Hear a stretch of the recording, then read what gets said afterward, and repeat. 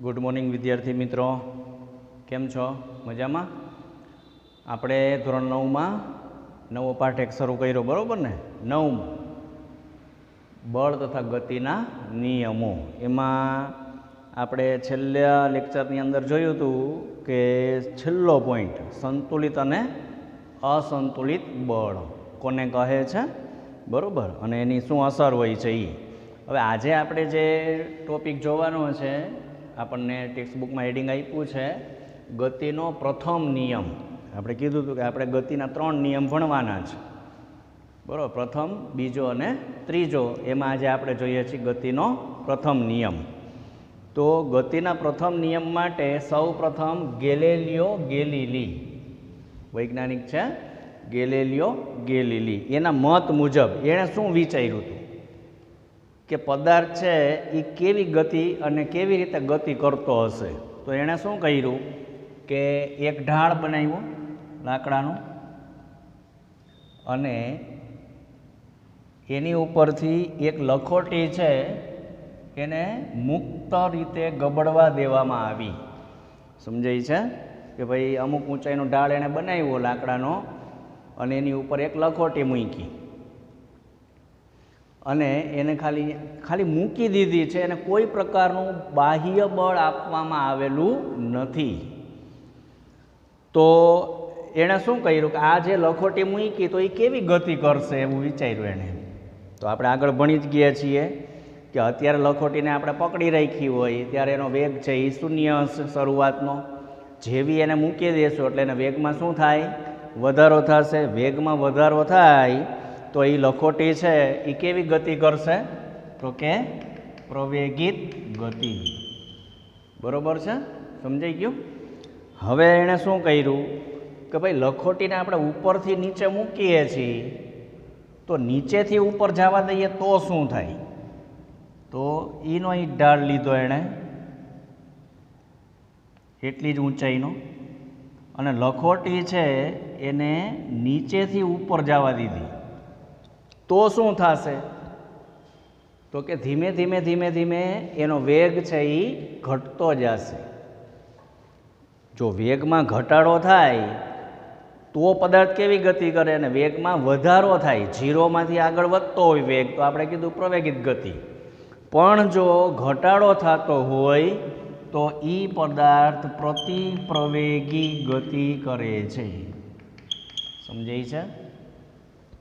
તો હવે એણે આમ વિચાર્યું ગેલિલિયોએ કે હવે આપણે આ બે ઢાળ છે એને એકદમ નજીક નજીક રાખી દઈએ તો શું થાય છે? પહેલાં એણે શું કર્યું? એક ઢાળ બનાવ્યો એની ઉપરથી ખાલી લખોટીને ગબડાવવા દીધી કોઈ પણ પ્રકારનું બળ આપ્યા વગર, તો એ પ્રવેગી ગતિ કરી। બીજી અવસ્થામાં એણે શું જોયું તો કે જ્યારે લખોટી ઉપર ચડે છે ત્યારે એનો વેગ છે એ ધીમે ધીમે ઘટતો જાય છે તો પદાર્થ કેવી ગતિ કરશે? પ્રતિપ્રવેગી। હવે એણે શું કર્યું કે એક સરખા બે ઢાળ બનાવ્યા,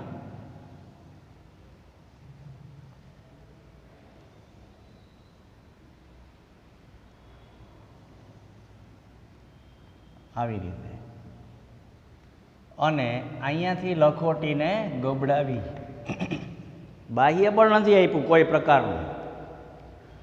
તો લખોટીને અહીંયા ગબડાવશે તો શું વિચારો તમે કે આ લખોટી છે એ આટલી ઊંચાઈ પ્રાપ્ત કરી લેશે? બેયની ઊંચાઈ કેવી છે? સમાન છે। બેય ઢાળની ઊંચાઈ છે એ સમાન છે તો એ એટલી ઊંચાઈ પ્રાપ્ત કરી લેશે? તો કે ગેલિલિયો કે હા એટલી કરી જ લેશે। અહીંયા પહોંચશે ત્યાંથી એની ગતિનો વેગ છે એમાં ફેરફાર થશે પણ એ એટલી ઊંચાઈ તો પ્રાપ્ત કરી જ લેશે। સમજાય છે? હવે એણે આવું વિચાર્યું કે આ ઢાળ છે એને એમનામ રાખીએ અને આ બાજુનો ઢાળ છે એને ધીમે ધીમે ઘટાડતા જઈએ, ઊંચાઈ ઘટાડતા જઈએ। એને નમન કોણ હમણાં આપણે કહેશું। જો ઊંચાઈ ઘટાડતા જઈએ તો લખોટી છે એ એટલી ઊંચાઈ પ્રાપ્ત કરે છે? તો જોઈએ આપણે, આ ઊંચાઈ એણે એમનામ રાખી છે। અહીંયાથી લખોટી છે એને ગબડાવે છે એટલે પ્રવેગિત ગતિ તો કરવાનો જ છે. ત્યાર પછી ધીમે ધીમે એણે શું કર્યું, ઢાળ છે આ આટલી ઊંચાઈનો ઢાળ તો એ પ્રાપ્ત કરવાનો જ છે, બરાબર. અહીંથી લખોટી ગબડાવી એટલે આટલી ઊંચાઈ પ્રાપ્ત કરશે. હવે એને નમન કોણ ઘટાડ્યો એટલે કે ઢાળની ઊંચાઈ છે એ ઘટાડી, હજી થોડીક ઘટાડી, આટલી કરી નાખી અને છેલ્લે સાવ સીધી ઢાળ રાખ્યો જ નહીં. તો લખોટી કેવી ગતિ કરશે? તો કે પહેલી અવસ્થા તો આપણે હમણાં કીધી એ જ છે કે ભાઈ લખોટી છે એ અહીંયા ચડી જ જશે. બીજી વાર જ્યારે એણે જોયું કે ઢાળ છે એને નીચો કર્યો થોડોક, એટલે એને ખૂણો કહેવાય. સપાટી સાથે જે ઢાળનો ખૂણો બનતો હોય અહીંયા, જો આ જે ખૂણો બને ને એને નમન કોણ કહેવાય. તો એ જે આને આપણે 1, 2, 3 અને 4 ખૂણા બન્યા છે, તો આ θ1, θ2, θ3 અને θ4. θ એટલે ખૂણો. તો પહેલી અવસ્થામાં તો આપણે કીધું ચડી જ જાય છે, પણ બીજી અવસ્થામાં શું કર્યું, લખોટી છે એને એટલી ઊંચાઈએ પહોંચવા માટે થોડુંક વધારે અંતર કાપવું પડશે. ફરીવાર પાછો પ્રયોગ કર્યો, ઢાળ હજી થોડોક ઘટાડ્યો. તો હવે શું થશે જુઓ જી, તો કે લખોટીને હજી થોડુંક વધારે અંતર કાપવું પડશે એટલી ઊંચાઈ પ્રાપ્ત કરવા માટે. હજી થોડોક ઢાળ ઘટાડી નાખ્યો. તો એટલી ઊંચાઈ પ્રાપ્ત કરવાનો પ્રયત્ન તો લખોટી કરશે ને કરશે જ, પણ હવે એ એટલી ઊંચાઈ જ નથી તો શું કરશે, તો કે એટલી ઊંચાઈ પ્રાપ્ત કરવા માટે એ શું કરશે, એટલું અંતર છે એ વધારે કાપશે. ઊંચાઈ તો એટલી છે જ નહીં ઢાળની, તો પછી એટલી ઊંચાઈ ક્યાંથી પ્રાપ્ત કરે? તો એટલી ઊંચાઈ પ્રાપ્ત કરવા માટે લખોટી શું કરશે, વધારે અંતર કાપશે. હવે એણે શું કર્યું કે આ ઢાળ છે ને કાઢી નાખી, સપાટી સમક્ષિતિજ કરી નાખી અને લખોટીને અહીંયાથી કોઈ પણ પ્રકારનું બળ આપ્યા વગર એને મૂકી દીધી. તો એણે એવું કીધું કે પદાર્થ છે એને કોઈ પણ પ્રકારનું બાહ્ય બળ આપ્યા વગર જો મૂકી દેવામાં આવે તો એ પોતાની ગતિ છે એ સતત ચાલુ રાખશે. હવે આવું તો બને નહીં કોઈ દી. બને કે આપણે સાયકલ લઈને જતા અને પેડલ મારી એકદમ ફાસમ ફાસ ને પછી પેડલ મારવાનું બંધ કરી દે તો સાયકલ છે એ હાલી જ જશે ના. પણ એક આ આદર્શ સ્થિતિ એણે ગણી છે કે જ્યારે કોઈ પદાર્થને એમ નામ કોઈ પણ પ્રકારનું બાહ્ય બળ આપ્યા વગર છોડી દેવામાં આવે તો એ પોતાની ગતિ છે એ સતત ચાલુ રાખે છે. તો આના ઉપરથી ગતિનો પ્રથમ નિયમ આવે કે જ્યાં સુધી કોઈ પદાર્થ પર અસંતુલિત બાહ્ય બળ ન લાગે ત્યાં સુધી તે પદાર્થ સ્થિર હશે તો તે સ્થિર અવસ્થામાં જ રહેશે અને જો અચળ વેગી ગતિ કરતો હશે તો પોતાની અચળ વેગી ગતિ ચાલુ રાખશે અથવા મૂળ ગતિ જે એની મૂળ ગતિ હતી એ એમનેમ સતત ચાલુ રાખશે. આને ન્યૂટનના ગતિનો પ્રથમ નિયમ કહે છે અને આ જ નિયમ ગેલિલિયોએ આપેલો જડત્વનો નિયમ છે કે સ્થિર અવસ્થામાં પદાર્થ છે તો એ સ્થિર જ રહેશે અને જો અચળ વેગે ગતિ કરતો હશે તો પોતાની અચળ વેગી ગતિ ચાલુ રાખશે. તો એ જ જડત્વનો નિયમ છે જે ન્યૂટને આપ્યો છે નિયમ પ્રથમ ગતિનો, એ જ જડત્વનો નિયમ છે અથવા જડત્વનો નિયમ છે એ જ ન્યૂટનના ગતિનો પ્રથમ નિયમ છે. તો જડત્વને આપણે ઉદાહરણ દ્વારા સમજી શકીએ, એટલે આપણે બીજી વાર નિયમ નથી લખતા. આ જ જડત્વનો નિયમ છે, આ જ ન્યૂટનની ગતિનો પ્રથમ નિયમ છે. તો કે જડત્વના પ્રકાર પડે પાછા. આવું તમે ઘણી વાર અનુભવ કર્યો જ હશે. તમે બાઇકમાં જતા હો કે કારમાં જતા હો કે બસમાં જતા હો, બરાબર? બસમાં તમે બેઠા છો, બસ સ્થિર છે, હજી શરૂ નથી થઈ ગતિ.